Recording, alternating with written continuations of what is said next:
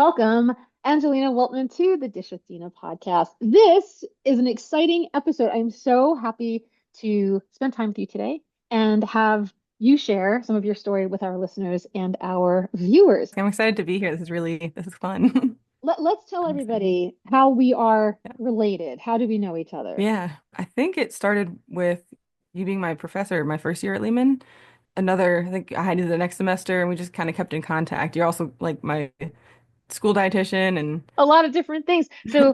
for people who have heard the episodes before, they know that I'm an adjunct lecturer up at a school up in the Bronx, New York City, which is part of what we call the CUNY school, so City University of New York. And Angelina and I both go to the campus of Lehman College up in the Bronx. And so Angelina is a dietetic student, dietetic nutrition student, and that's how we first came to know each other. And yeah, we've been kind of like meandering through the past few years, I guess, right, Angelina, of just like Yeah. crossing paths and being connected in some way. So tell everybody about how you even got started into this, because I know nutrition wasn't necessarily your first foray in to an undergraduate program. What kind of brought you in? What were some of the things that you were interested in, and how did you first get interested in the nutrition and dietetics field? So I think it started when I was a kid. I was always into food. I mean, everybody loves food, but I was wanted to be a chef. I wanted to go to culinary school, but I wasn't sure that I wanted to like be a chef. And I know they have crazy hours, and that work life was not really for me. And I always wanted to do something in the medical field also. So I wanted something that combined those. And I originally went to school for music, for cello studies in Florida. And then I realized that I didn't want a career in that either. Didn't want to be a performer. So I decided to go back to what I really wanted was food, some kind of thing with that. I thought nutrition would be a great path to do that with. So you started on the East Coast, like is that where you grew up in Florida or somewhere along Oh no, I the grew up in New York. in New Yeah, York? right in Westchester County. Yeah. Gotcha. And so that's I went down where to Florida because I loved Disney. a hop, skip, and a jump away from Yeah. hanging out with Mickey Mouse. The music stuff, does that still play a Mhm. role? Like, is that stuff that you make sure Mhm. you still do? Oh yeah, definitely. I still play the cello. I do a community orchestra. So I'm in that. And yeah, that's pretty much how I Okay. participate still. And so I know, obviously, I know with our school that we have a nutrition dietetics program. We have a dietetic internship. We also have the Mhm. bachelor's degree and the master's degree accessible to the students there. What made you decide on Lehman College specific? Did you give other thoughts to other programs and the culinary thing too? Like sometimes you can go to culinary institute or culinary school and they have academic stuff in there as well to be a food service manager or something integrated where you can create dietary menus for people who are in need of therapeutic diets. So what made you go that route into Lehman College? It was for a few factors, for a few reasons. I think one main reason would be for the location.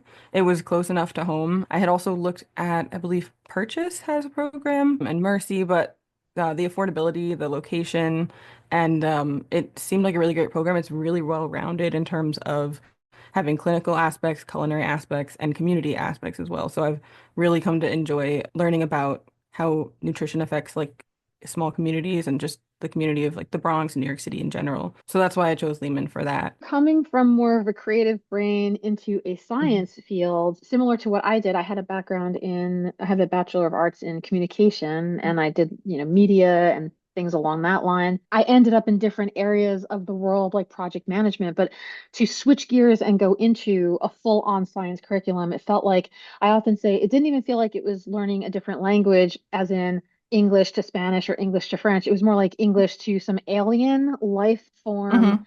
language. Did you find it somewhat challenging to have to switch brains, or have you always been really good at the sciences? We do some math too. There's some tech stuff that's involved in there too. So share with our listeners and our viewers a little bit about the path of navigating the curriculum of going into the nutrition major. I also had, after I went to the school in Florida, I went to Westchester Community College to finish my music degree. So I got an associate's in that. And so I transferred to Lehman and I had a little bit of the prerequisites, like the core curriculum classes taken care of. So easing into the degree of nutrition and dietetics at Lehman, I was able to take a couple at a time. So like two for the first few semesters so that I could start easing my way into the degree and the program. And I mean, I know you, so I know how engaged and active you are as a student. So I'd love for you to Mhm. share some guidance as well, because I think a lot of times, well, I look at it from two different angles. Either people are full in, full on, full-time students, and they're doing all of the things that are related to not just academic stuff, but also extracurricular activities. And because our school is a commuter school, like you don't have to live on campus, then you have people who are only coming just for the class and they're going home, just for their class and they're going home. Or even as it is now, as you know, we have a lot of classes that are available online or in that hybrid format. So people don't actually have to come to campus. What were some of the things that really made you feel like you needed to prioritize more than quote unquote just the classes or just the GPA? And then you can talk to us as well about the things that you are currently involved in or how you are gathering a little bit more of a robust experience as a college student. So honestly, it started probably from my freshman year when I was learning about how the career progression would go for to become a dietitian and how to get into schools and everything that is needed in terms of like a good resume and a good application. So I wanted to get involved in some capacity, either in school or in the community. So I remember seeing an event for the nutrition club. They were having the pumpkin smash that we do every fall. And so that just like that was really cool for me. That was one of my favorite events, and it's still one of my favorite events that we do. And so I got involved in my first year in the nutrition club, and I joined the next year as the secretary, and then continued on from there. But I loved being involved in the in like the campus community and trying to bring nutrition to everybody else on campus. So I always want to recognize that not everybody has the ability to do that. Like some people have to Mhm. work full-time jobs while they're going to school or take care of children or family members at home as well, because we have quite a diverse group of students. It's not Oh like yeah. fresh out of high school and off you go. We have Hmm. older adults. We have people returning for the first time after, like I did, 20 years later, I'm going back to school for another degree. So just to recognize and honor, not everybody has the ability or access to do something like that. But I think this really brings to the attention of something that I really try to encourage in a lot of the people I work with, not just in the students aspect, but also anything that we're doing in life. I mean, yes, Angelina and I are talking about a specific profession and industry and credentialing process and all of that. But I think the takeaways is elaborate or broaden or deepen your skill set. Like allow yourself to get some knowledge in some other things and be active in whatever shape or form that might exist, either physically in person, volunteering for an organization or donating some time doing administrative work for a place that is somewhat affiliated to where you see yourself wanting to go. Because Angelina, I think you'll attest to this too, because of the arduous process that is what the next steps are for you, which we'll talk about in a second about going into grad school, going into the dietetic internship. The GPA is only going to go so far. So, what were some of the things that, like, how much pre-planning did you have to look at? What other information did you gather? Did you get mentors? Did you talk to other people who are already in the process? With the understanding too that for our major and for our credentials, we had a couple of things change up. Like we forced everybody to get a master's degree somewhere a couple of years ago. So that might have thrown off track some people. But will you share with us kind of like how you made it all work? I mean, there's only so many hours in a week and you have to juggle homework and stuff. So did you get any support and how did you make that work for yourself? One of the reasons I wanted to also do the dietetics route and the registered dietitian route was because it was just a bachelor's degree. And then when I started, that's when they changed it. So then I was like, okay, I guess I have to get a master's now. When I started, I think it was when I joined the nutrition club. The senior who was in charge, who was the president at the time, she had started with the clinical route and then she went to community because she didn't want to go through the whole master's aspect of that. So talking to her about the process and her time applying and figuring that out was also helpful. And then speaking to the next graduate students who were involved also helped me figure out how I would go through the process going forward. That's very helpful because especially since it feels kind of dynamic and especially since we had that kind of wrench thrown in the plans there with the new criteria, the qualifications. So what Angelina's talking about is specifically for Lehman College, we have kind of like two tracks of the major. One track you can maintain the bachelor's degree and go into what is known as culinary and community nutrition. And you get certified in things like food service management, and you do still take some of the basic necessary qualifying classes, like you're still going through, microbio and all of the different kind of chemistry things, but you're not necessarily focusing on that medical nutrition therapy path and learning about disease management. And so at Lehman College, that's where it kind of separates out, where then the second track goes into following the master's program and then eventually migrating into and hopefully getting accepted into a dietetic internship. Talk to me a little bit further about like productivity tools because this is a big thing with me too. And I think if I remember correctly in some of our classes together, in my first class, I usually survey the students and ask them like, how do you keep track of all the stuff? So are you Oh using yeah. digital calendars? Are you using paper planners? Do you cross things out on a checklist? Do you keep things separate, like whatever's available for school is one thing, and then, doctor's appointments is on something else. Share with us a little bit about how you manage all of the deadlines and the responsibilities and what kind of like systems you're using. That's evolved for me over the past few years. It started out with doing my Google Calendar, so I would add my classes and all my appointments and my work schedule to my Google Calendar. And then I would add my time in between that I wanted to set aside to do assignments so that my whole day was scheduled out and every little bit was scheduled. And then it got a little overwhelming, so I had to switch that out a little and do still have my schedule there, but I started putting my assignments in a paper planner. And that just helped me like visually see it better and not overwhelm me so much with that. And I had a to-do list with that and then a little to-do list on my phone. But then again, it was just like it kept getting backed up. So that was too much again. So I'm now doing, I have an app actually that tracks all my assignments for the semester. So in the beginning of the semester, I'll put all my assignments in from the syllabus.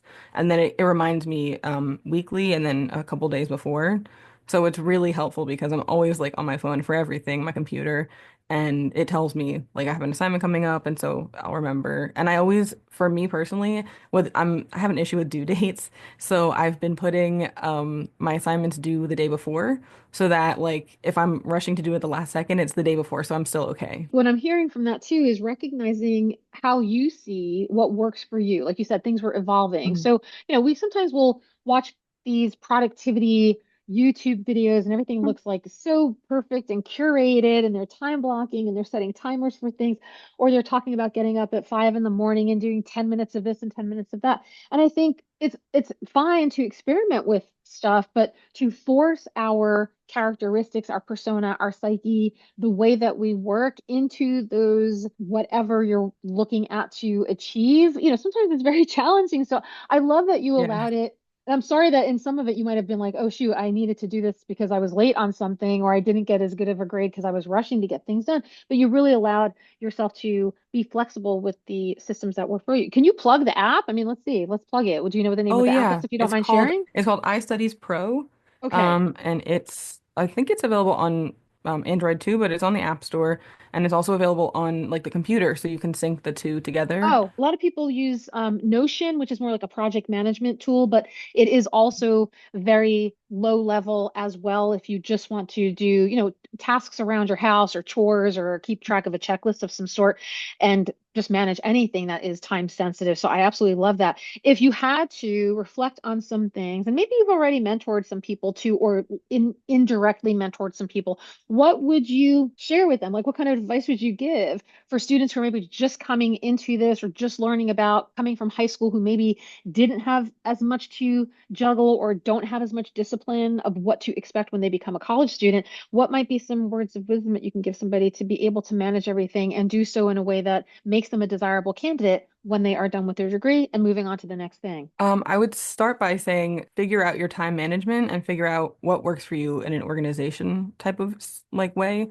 You always want to get your assignments done, and like you said, the GPA doesn't matter in the long run too much, but you still want to do well so that you get the grades that you need to get through the programs that you want to go through. That organization and making sure that you're able to manage your time because you probably will want to have a job. During your undergrad, you might not need to, but you might want to, even volunteer work or doing an internship, something like that. So you want to make sure that you're planning your time well so that you can do everything that you need to do and everything you want to do also. Assuming people want to be responsible for the outcome Mhm. of the success of their academic journey. Oh yeah. I think I've shared this on this podcast, and I always mention it in our classes that in the beginning of the semester, at the midpoint of the semester, and at the end of the semester, I'm playing a role as a teacher and providing resources and support and reviewing things. And I tend to say I'm not an easy teacher, but I make it easy for you to succeed. And you might agree with that, having had some of the classes and seeing how I organize some of my classes. But there's that mutually beneficial relationship. And just like when we eventually talk about our patients and our clients as well, when we're sitting down with them in a healthcare setting too, we're not just speaking at them, like they also have to say, this is what I need from my healthcare provider, or these are the resources that I'm going to need to overcome this obstacle, or this is what the role that I'm going to play in being responsible for prioritizing my health. So I love what you're sharing there too, but I also just want to say to people, like, you have to come into it wanting to have a good outcome. And as a teacher, I can only give you the grade that reflects the effort that you made in the class. Like, there's only so much curving of things that Oh I can yeah. do. So Yeah. as we were saying with the GPA stuff, like, that's not to say, oh, just fly by the seat of your pants. Like, yes, GPAs are very Mhm. important. However, if everybody is sending in applications to graduate programs or applications for dietetic internships or applications for a job and everybody has a Mhm. 4.0, okay, who cares? Like, what's next? What other things do Right. you have to show for it? So again, getting that breadth and that depth of things. What is in a current, I guess, a current week in the life of you? Like, what Mhm. is the time scheduling of how all of these things are working? Are you still in classes Monday through Friday? Are you doing, side gigs and then setting time aside time, like you said, to do assignments and also have to prepare for whatever the next chapter is? So give us a little bit of an idea of what your actual day-to-day life is like these days. Currently, it's a little hectic. It changes really a lot. It just changes a lot every week. The only thing that's constant is my school schedule. So I have class on Monday evenings, and then Tuesday full day I'm at school because I have two classes. So usually I'll go about an hour or two before school, do some schoolwork, or just get there to the classroom early, prepare for class, and then do some schoolwork in between my next class. And then Friday mornings I have class. Luckily, that one is on Zoom, so I don't have to like get up early and go to school. I can just roll out of bed and go right onto my class. But the other couple of days, I'm usually doing schoolwork or um, I don't really play the cello, honestly, right now. I had to step away from the orchestra just because it's been a lot this past semester. But a lot of it is preparing for grad school. So writing essays to get in, doing the applications, applying for financial aid, scholarships, and also communicating with the nutrition club. So I'm currently the vice president of the nutrition club, and we also started another club, the Mycology Club. Um, is for like mushroom growing and fungi and all that. So doing that and the nutrition club has been a lot as well this semester. So We're going into the health and wellness field, so hopefully we can lead and live by example. And I think it's also mhm, important to make sure that we're not getting burnt out, especially with juggling so mhm, many things as a student. But even if you're not a student, and anyone, paying attention to this episode could agree, even in your normal everyday life, there's a billion things you're juggling to begin with. What is or what are some of the non-negotiables for you? Like, if everything goes down the pooper over the course of a day or a course of the week, what are some of the things that you absolutely must have in your life to make sure that you are staying balanced? that's a good question for somebody who does not always stay balanced and stick to what she would like to for her self-care. I would say sleep is definitely the most important. I know everybody says that. Every doctor, every person I've ever spoken to, sleep is the most important. And I agree because if you're so tired, you're not going to want to get out of bed in the morning. You're not going to have energy. You're not going to be your best. So sleep, I would say, is the number one. I always have like an ideal number of hours that I would like to get, but I try to usually just get the bare minimum of 7 hours or six even. Um, Making sure that I have my meals that I want, like, the amount of meals that I want per day. So I do 3 meals a day. So however you eat, making sure that you set time aside for that, because that's also important, as we know in the nutrition field. And then setting aside some time for, I guess, social life. If that's like important to you, like making time for your social life, definitely try to do that. Besides like school and everything, just making sure that you have the things that you look forward to so that you're not burning out from school. Yeah, and I mean, I guess there's a component of being a part of a club on campus that does Mhm. bring some social activity to it, but you Yeah. also have a responsibility, especially as an executive board member of that club, that you're still being responsible for some administrative things as well. And yes, I agree. These are themes that come up a lot in these discussions when no matter who I am interviewing, that sleep is definitely a priority because I mean, research is showing that if we allow sleep quality and quantity to become erratic or non-existent, then you're more at risk for things like neurodegenerative diseases down the line. So we don't want that to happen. But as somebody who needs to be paying attention to school and not falling asleep in class, definitely whatever you can do to get your sleep act together, that would be good. Mhm. And then the literal fuel to have us energize our bodies of eating something substantial, hearty, filling, nourishing, fun stuff as well, right? Flexibility in some of the food that we choose as well, but making sure that we are eating enough and regularly throughout the day so that, again, we're not falling asleep, we're not running out of steam, and we're not having the things that we're working so hard towards get affected. Like you don't want to hand in shoddy work or forget something because your mind isn't there and you're getting all brain foggy. Okay, let's talk a little bit about the future. You, Angelina, I'm very excited to have known you for even as short of a time that we've known each other, comparatively speaking to the rest of your life, but to see you now move into this next phase of life. So I know you've shared with me some of the things that you're looking to maybe specialize in. What are you hoping to see out of grad school and the next steps as you go to become credentialed as a registered dietitian? Right now, my personal goal is to become a registered dietitian to help eating disorder clients and people in the treatment of eating disorders. So that has, like, it came from a personal standpoint of me dealing with an eating disorder and recovering from one over the past, I'd say, 10 years. And at first, I wasn't sure if I wanted to do that just because I didn't know how. I mean, it can be a very volatile situation for somebody who's recovered and not relapsing. So. But I feel like I'm in a space now where I will be able to do that healthily. And so right now I've been applying to grad schools and I'm looking forward to the new, I guess the new curriculums and the new knowledge that I'll be learning. It's like similar to what I have been learning, but it's just a lot deeper. So I'm really excited about that. And then getting into the internship part where I actually get to work with people and clients and help them in the capacity, any capacity that I can. So I'm really excited about that part too. I'm excited about that part too. I want to, first of all, say thank you to you for being so transparent and sharing some of your history and experience with eating disorders because it's something that I feel a lot of us probably have a lot more in common with. And depending on what kind of past experiences or past trauma or chronic dieting or however we want to define that, we've talked a lot on these episodes that there could be disordered eating patterns where they aren't as formally diagnosed, or there could actually be the true things like anorexia nervosa, binge eating disorder, bulimia nervosa, which are part of the mental health field. And so, coming at it from both the personal standpoint of understanding how it feels to be in that, and then also wanting to go into being somebody who helps treat the conditions and work with patients and clients that have that situation happening. What's some of your feedback in as far as what you learned in the classes? Because I teach a lot of these classes too. It's a little bit of everything through the chapters, but do you feel qualified enough to understand what you might need as far as the psychological aspect and some of the terminology that might come up and, what may or may not have worked successfully, positively or negatively in your own treatment?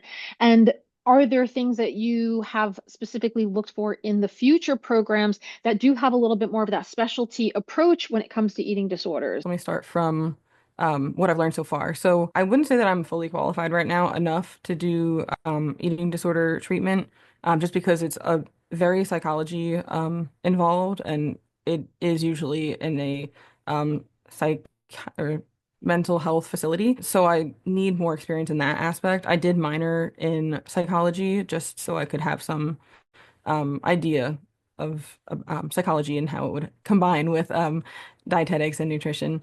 Um, so that has been helpful.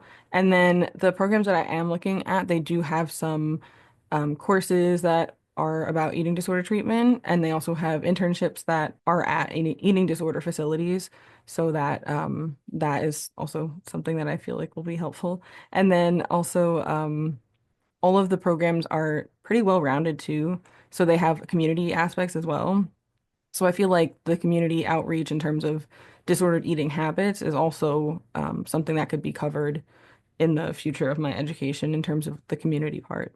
Because like you said, it's not always a formal diagnosis, but a lot of people deal with like the disordered thinking and eating. Do you see yourself going into the direction of a very specific population? And I guess more what I'm really asking is eating disorders can start at 9 years old, 7 years Mhm. old, or we also have the more specific pediatric situation known as ARFID or avoidance Mhm. restrictive behaviors, or quote unquote picky eaters. And that can be very Mhm. challenging because you're working with children, but you're also working with their parents or their caregivers who are in charge of bringing food in. So do you see yourself working more with like teenagers or older adults that are recovering after many years in the outpatient setting or going into the treatment center if I didn't misunderstand you earlier? Yeah, I Yeah. think I would probably work more with teenagers and young adults or adults in that type of setting in the treatment center setting, just because I feel like that is something I can relate to a little more. And that's something that I want to help as many people as I can with in terms of their like the way they see food and the way that they view and I guess approach food as a fuel and then also like a pleasure situation. So yeah, I think that kind of setting. And also what helped me, because I forgot I didn't mention that, but what helped me was it took a long time and I had seen a lot of dietitians who put me on strict like diets, like the diabetes exchange diet. And like while, losing weight was always a goal of some sort, that was not what I needed to focus on in terms of recovery. So finally like seeing a dietitian, which was you actually, who was able to like say you have to let yourself like eat these foods and you can't focus on like weight loss right away. You have to focus on like being healthy or doing what you want for like for your food, I guess like for your food health and your nutrition health. Doing that first and then you can focus on a goal later. Like that really helped me. Well, first of all, I appreciate that so much. So Angelina's mentioning, because I'm also the on-campus dietitian at that same school, for anybody who's paid attention to this podcast for X amount of years, I've been doing that for just about as many years as this podcast has been on. And I don't specialize in eating disorders. So I'm so grateful that what I shared with you resonated, because one of the things that I tend to say too is, exactly what you just mentioned. Just because people have a credential of something, one of my biggest goals as a healthcare provider is to provide education to the patient to know how to ask questions and to take ownership of their health. So even if you're asking somebody for resources, for guidance, for support, for a meal plan, or whatever that you're going to your doctor or your healthcare provider for, you still have to know what to ask for. And I often bring up so many different examples. Like my mom's a perfect example. She shows up to her nephrologist, he tells her things, and she comes home and she's like, I don't know what any of this means. And then she goes buys a bag of oranges, right? Like I've said this 1,000 times in these episodes. Oranges are very high in potassium. She should not be eating oranges all the time. That could really affect her specific condition. Like she needs to slow down the progression of what's going on. And so, as we can train people, but also, again, to be responsible and understand the language or ask for clarifying things, that's hopefully the patient's what the patient is bringing to the table in those discussions. And then, as the healthcare provider, like shame on those people who are not staying on top of things and not gaining professional development or not really understanding the nuance of stuff. I said it time and time again. I'll continue talking about this in my classes with my students. Talking about weight is lazy medicine. You need to go deeper into whatever, even if the goal is weight related, you still need to understand the nuance, the experience, the relationship that people have with making these decisions that may or may not be their own responsibility. Like it's outside of the box of what they have access to or what the input is or the environmental factors that they're dealing with. And to just constantly be talking about weight. All right, listen, I'm not going to go off on a tangent. Y'all know how I feel about this. Go watch my other webinar about this stuff. It's all I talk about. And I'm so grateful for you, because I really feel, Angelina, that for those of us who've come into the dietetics profession with having some personal experience of our own, like in my case, it was GI stuff and a whole bunch of other stuff, but you're going to be the person who potentially could give some comfort to somebody because you've been through it and you're able to provide them with a sense of understanding, and you have as much as you want to disclose to your patients when you're working with them, but you're able to make that connection that like a lot of times people just don't get, or Right. depending on your provider, they get because they have training in it, but there's not like a personal Mhm. experience. And I think you're really going to bring a lot to the table that people will be able to benefit from their conversations with you. So I very much look forward to Yeah. that when that happens. Thanks. Okay, let's talk about mycology because listen, that is like Hmm. many varieties, obviously, but we're talking from Hmm. a nutrition club of all food nutrition related discussions to a very specific ingredient. And like I said, I Hmm. acknowledge that there's many varieties of this. What got you interested, and how do you even know that other people are also interested enough for you to have the nerve to make an entire club on a campus about this? Tell me a little bit about how this whole thing took place. We have a kitchen lab at Lehman College. It's a huge, like, commercial kitchen that we have. It's really great. And the kitchen tech who's there, Xiomara, she is interested in like food as medicine. So that's like her focus. So she came to us with the idea of growing mushrooms. And so we thought, like, why don't we make it a club and get people from other departments involved? So the biology majors and the environmental sciences majors, and try to get it to be like a larger project so that we can make it a whole thing. So that's where we I mean, she came up with that and she brought it to us.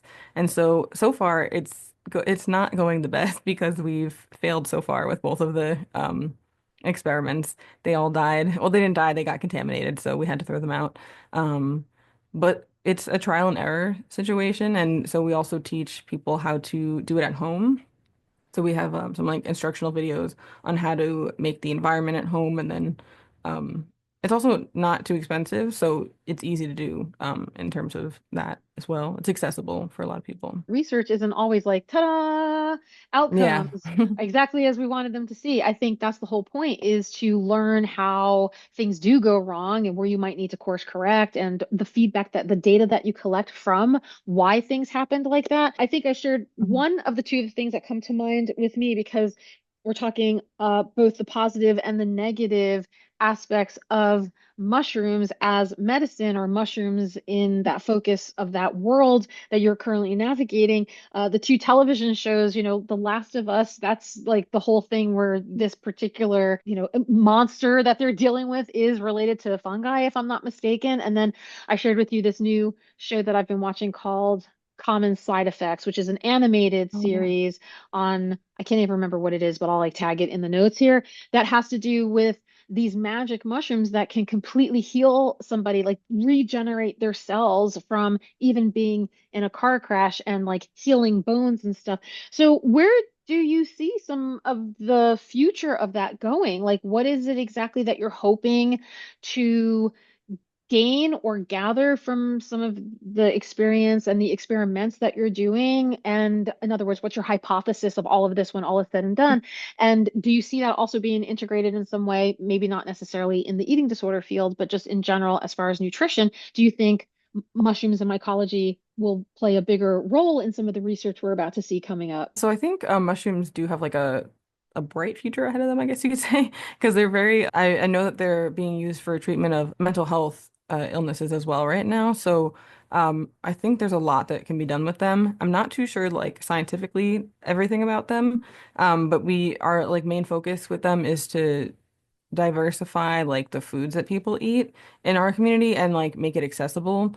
Um, so like on our campus we have, different food options, but they're not always like the most, I guess, diverse, and they're not the most healthy, quote unquote. So we want to try to bring accessible and healthy foods to the campus, and things that people can do at home too. So it's not just like an event at school that you go to, you get a nice healthy meal and then that's it. Like we want to make sure that they're able to do it at home too, so they can continue that if they like it or modify it in some way. What are some of the environmental needs of growing mushrooms? Does it have to be damp? Does it have to be in Yeah. sunlight? No sunlight, has to be in a damp, humid environment. It's in a specific growing tub, so you can make it at home too. You can get like a container and it's a whole setup, but you put the like mushroom stuff in there and the grains and everything that goes in there.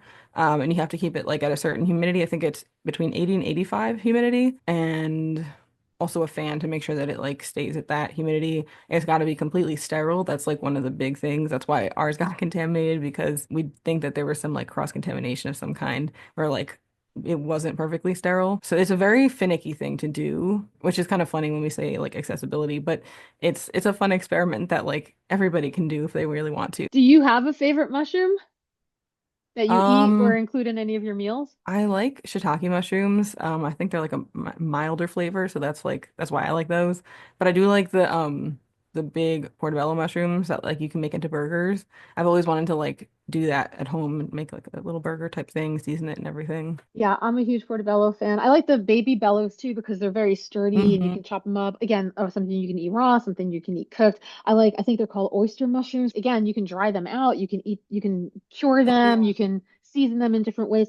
I absolutely love this as, again, diversifying diet. So not just because your gut requires diversification, but Mhm. because at the time of this recording, we're also in March, which is National Nutrition Month, and a lot of the conversation that comes up around sustainability has to do with getting away from just one crop of one thing Mhm. all the time. So the more you Yeah. can plant and the more things you can grow and the more things you can eat, the better that is for all of us, our, sustainability, our health, our planet, environment, etc. So kudos to you and kudos to Siamata for starting this Yeah. conversation with the students as well. I absolutely love that. Share with me, I mean, it's in the world of social media right now. There's a lot of volatility, just generally speaking, about programs getting cut and things that are changing in the in the administration and the politics of things and policies and things. But let's also talk a little bit about our role as dietitians and our role of reading research and getting the proper information to people. What is kind of getting you all up in arms these days? Is there anything that you're noticing that feels like a hot topic or something that you feel is exciting to talk about that you see more people coming up and sharing or asking questions about? I mean, I think a really hot topic, or like a really hot like diet right now, is the carnivore, kind of like a branch of the keto where it's like less carbohydrates, more protein and more fats. And I've seen like I think the carnivore is like less fruits and vegetables also. So now it's like just meat. And one thing that really stuck with me, I think it was either in your class or another class, when we learned about the different like breakdowns of all the food categories and carbohydrates and fats and all of that, was the phytochemicals of fruits and vegetables. And like that's always stuck with me. So like food can heal you. It's not exactly medicine, of course, like it's not, gonna get rid of your infection, but like it helps your body, it heals your body in certain ways, and it has certain purposes. I hate right now like the whole thing about carnivore diets and keto, and they're made for specific people, like the keto diet was originally for children with epilepsy. So, and while there has been evidence that has found that it's helpful for people with diabetes, and insulin resistance and obesity, it's still not something for everybody. And I don't think it's a sustainable kind of diet for everybody. So that's like the other nuance with that, is that everybody needs something different. One of those things when of anything too, I mean, with all Mhm. due respect to vegetarians and vegans who cut out Yeah. meat products, but they're not cutting out Mhm. protein. And people who are Right. only eating what Angelina is describing, the carnivore diet, literally just animal products and nothing else from the plant world, you're missing out not just on carbs, but you're missing out on healthy fats and you're missing out Hmm. on fiber and the Hmm. phytochemicals, those really interesting chemical substances that are found in things like blueberries and tomatoes and carrots and these vibrantly Hmm. colored fruits and vegetables that you just don't get in other stuff. So again, listen, to each their own. You want to do some Hmm. restrictive thing or whatever. As you were saying, Angelina, how sustainable is it, and what is the end result? If the end result is colon Hmm. cancer, Yeah. maybe that's the way to go. I'm hoping I'm wrong about that. But from what we see Yeah. with the build up of certain foods, and again, Right. maybe your body assimilates to stuff. Like if all we had was cows roaming the earth and that's the only thing that we could eat, Right. okay, fine. But like you were talking about too, like there's no diversity in that. And I really think we are meant to be omnivores and we're also meant to be eating some sort of distribution of carbs and fats and proteins. But Mhm. listen, we'll come back in 20 years and we'll see who's right.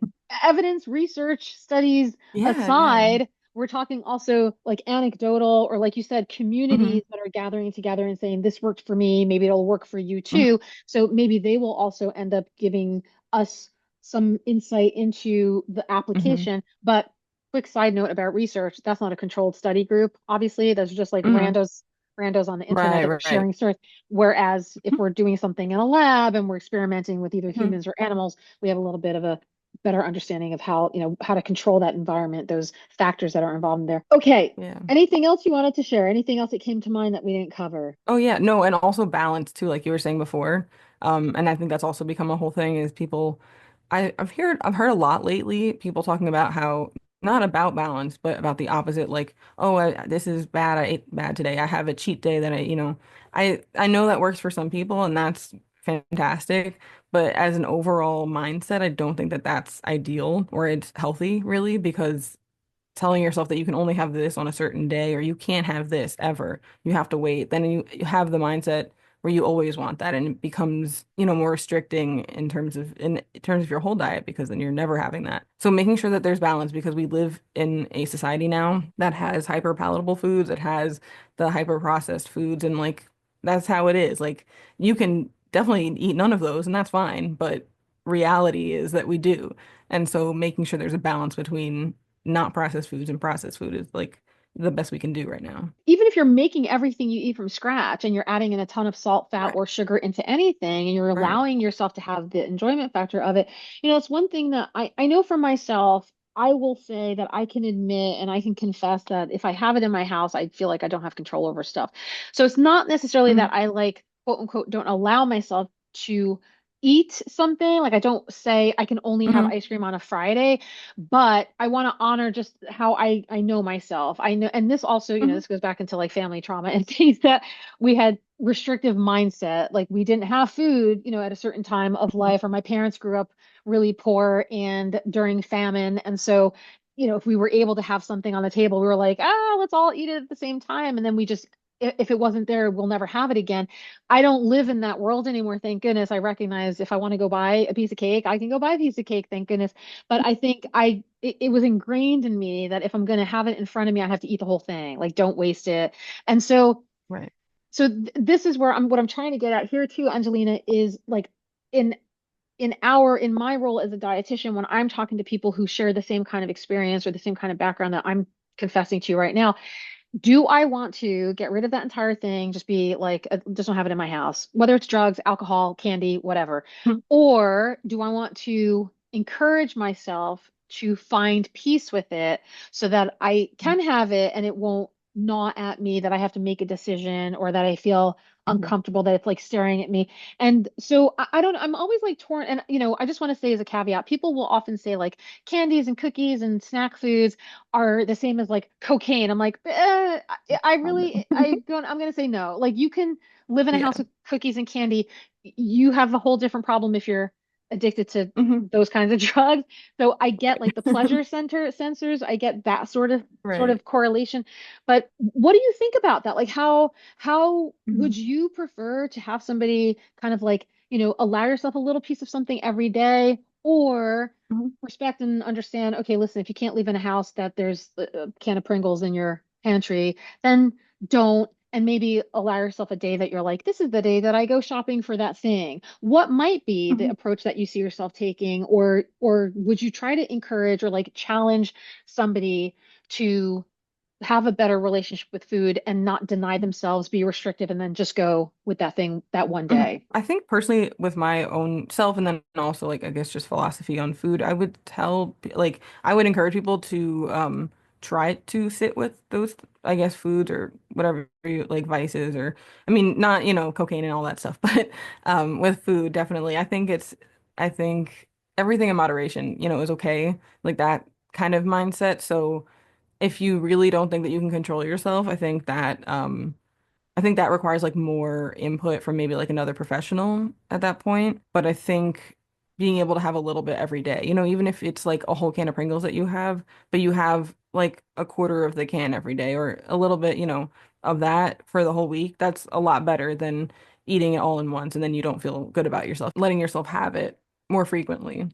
I'm going to agree with you too. And again, I'm also going to clarify what you mentioned too, that term, that phrase that we tend to say in nutrition of everything in moderation. Yeah, again, when Hmm. people apply that to things like alcohol and drugs, I'm like, it's not the same. No, Like, don't do that. no, it's Okay. not. Yeah. I'm not saying like have a cigarette every once in a while. It's fine.